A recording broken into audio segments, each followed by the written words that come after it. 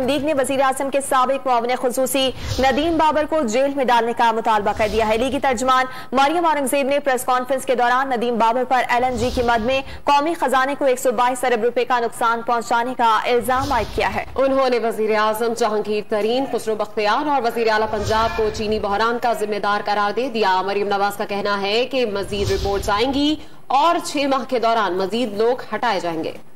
FIA ने कहा है कि इमरान खान चीनी चोर है। FIA ने और कमीशन रिपोर्ट ने कहा है कि बुजदार चीनी चोर है। उसने कहा है कि जहांगीर तरीन चीनी चोर है। उसने कहा है कि खुसरो बख्तियार चीनी चोर है हिम्मत इमरान खान में। नदीम बाबर को ओहदे से हटा दिया।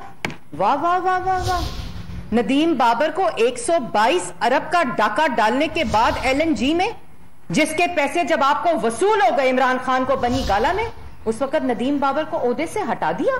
नदीम बाबर को ओहदे से हटाना नहीं चाहिए था, नदीम बाबर को जेल में डालना चाहिए था इमरान खान के समेत। अगर ये एहतसाब होता तो जेल में इमरान खान होता, अगर एहतसाब होता तो बुजदार होता जेल में, अगर ये एहतसाब होता तो जहांगीर तरीन, खुसरो बख्तियार, नदीम बाबर और भी अभी आएंगे।